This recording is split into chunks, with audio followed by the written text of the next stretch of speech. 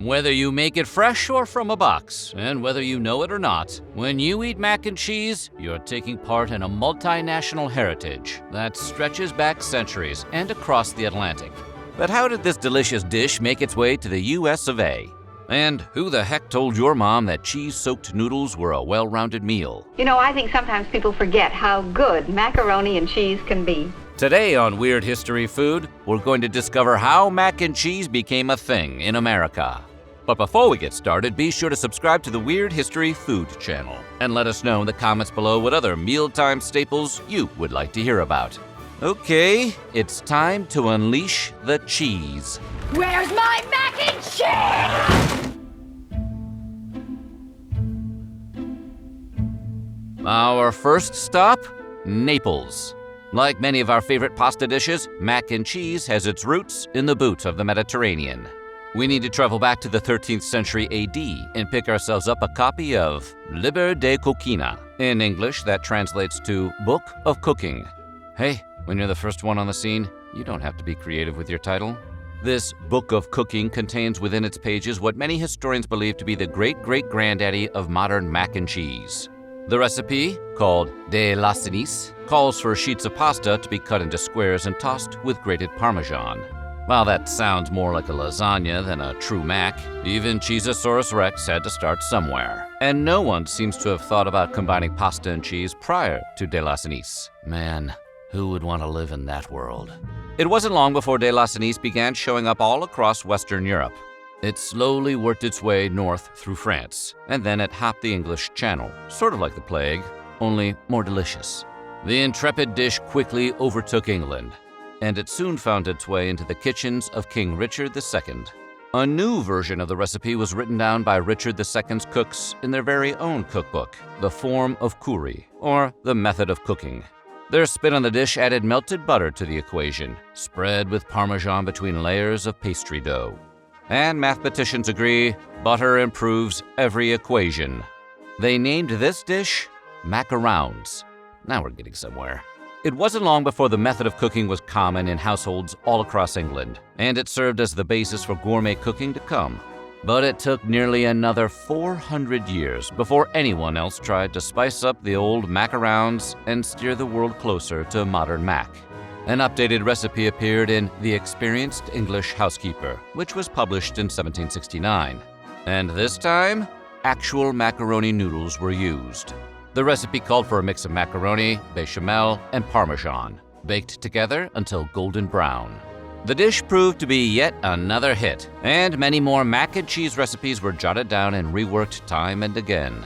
Now it was time for this comfort dish to cross the pond like the Beatles. Only Ed Sullivan never ate a bowl of Kraft on a show, but he should have.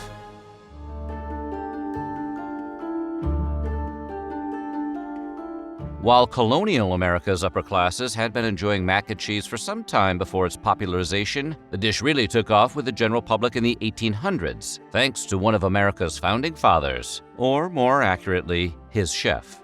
Thomas Jefferson, the writer of the Declaration of Independence and, eventually, the third president of the United States, was sent to Paris for diplomatic negotiations in 1784. While there, he apparently took to mac and cheese like Velveeta to a noodle. Legend has it that he couldn't get enough of it, so he brought it back to the States with him. And so, a popular myth was formed. While George Washington chopped down a cherry tree and Ben Franklin discovered electricity, Thomas Jefferson chopped down the macaroni tree and electrocuted it. Which is to say, Thomas Jefferson invented mac and cheese. There was only one glaring problem with this new American myth, apart from it being totally untrue. Jefferson did not cook. He didn't so much as scramble an egg. He left that job to a kitchen staffed by slaves. Jefferson's 19-year-old enslaved cook, James Hemings, came with him on his 1784 trip to Paris. While there, Hemings studied French cooking techniques under the supervision of master Parisian chefs. He and Jefferson returned to Virginia, and Hemings brought his newfound knowledge back to Jefferson's Monticello estate. He then perfected his own style of mac and cheese, creating a version he referred to as macaroni pie. It's believed that a take on this recipe would later be printed in Mary Rudolph's influential 1824 cookbook, The Virginia Housewife, leading some to misattribute mac and cheese's invention to Randolph. But it wasn't her invention, and it wasn't Jefferson's. And while it wasn't exactly Hemming's invention either, his macaroni pie was an original take on a European dish, making his spin a pivotal recipe in the history of American cuisine.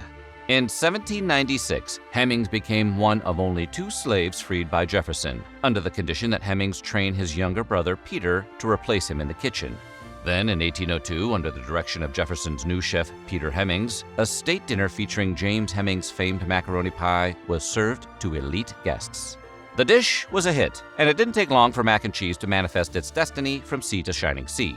Even so, because of the time-consuming work required to make macaroni by hand, along with the relatively short lifespan of soft cheeses, it remained a hoity-toity dish of the well-to-do for years to come.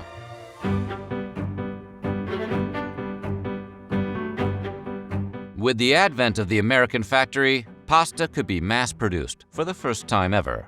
Machines could mold and shape pasta faster than weak, fleshy hands ever could. What's more, northern textile mills entered into a sort of marriage with local cheesemakers.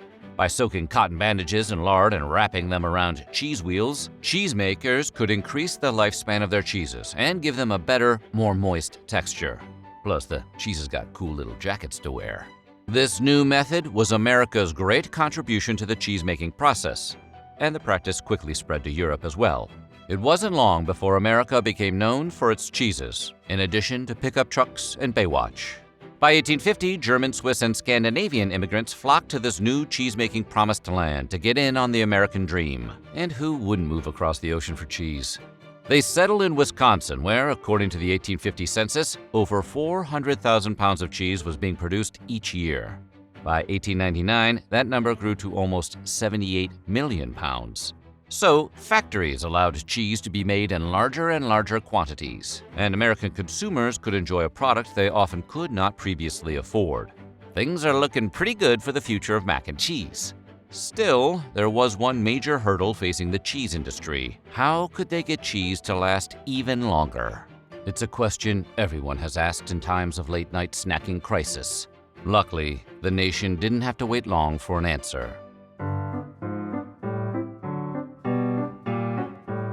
In 1913, by adding sodium citrate to Emmentaler cheese, scientists Walter Gerber and Fritz Settler created the world's first processed cheese. Just 3 years later, Chicago salesman James L. Kraft, yeah, that Kraft, would develop his own competing process by grinding up cheddar cheese with sodium phosphate.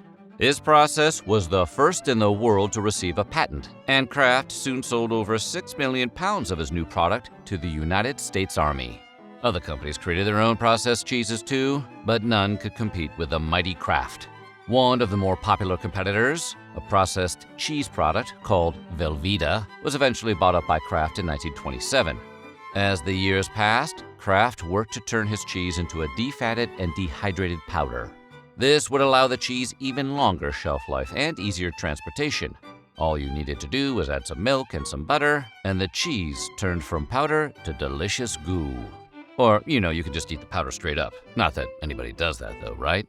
While many today turn a collective nose up at processed foods, Kraft's cheese came at a time before many families had access to refrigeration. Likewise, foods rich in vitamins and minerals were often hard to come by for poorer families, and foods processed in factories contained nutrients that they might not otherwise get. According to polling data from the 1930s, around 2/3 of Americans actually preferred processed cheese to natural cheese. Hey, it was nutritious, cheap, and always available. What's not to like? When the Great Depression struck, Kraft sought to further cash in on his cheap product. In 1937, his company released the first ever boxed macaroni and cheese. For just 19 cents, families across America could enjoy a meal for 4 in 9 minutes. That's just 2 cents a minute, or about a nickel a person. With so many people out of work and struggling to get by, that was an attractive proposition. Within the year, over 9 million boxes were sold. The product was a hit, and soon the United States government saw Kraft's value once again. As the Second World War kicked off and the U.S. joined the war effort, meat became scarce. Kraft's cheese was seen as a viable protein substitute, and the United States government convinced mothers across the nation that it was a well-rounded meal to serve their children. They priced 2 boxes of Kraft's macaroni and cheese at the low, low cost of only 1 wartime ration stamp. War-fatigued citizens across the nation rejoiced. And in 1943 alone, Kraft sold around 50 million boxes of Mac. That is a lot of powdered cheese.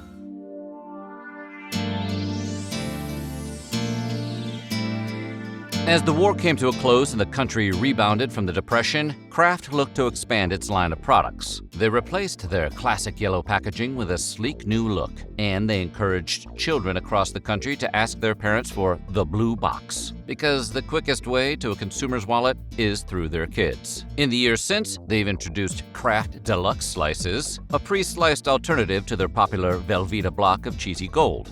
Speaking of Velveeta, Kraft also whipped out Velveeta Shells and Cheese, giving Mac lovers a chance to change up their noodle and cheese selection. And Kraft introduced what may be the most revolutionary innovation of the 21st century yet, the Easy Mac Cup. Easy Mac cut the 9-minute meal prep time of Kraft's macaroni and cheese dinner down to just 3.5 minutes. It doesn't even require access to a stove, so you can throw that thing right out the window. With just a microwave and some water, consumers could enjoy Kraft's cheesy taste with even less effort than before.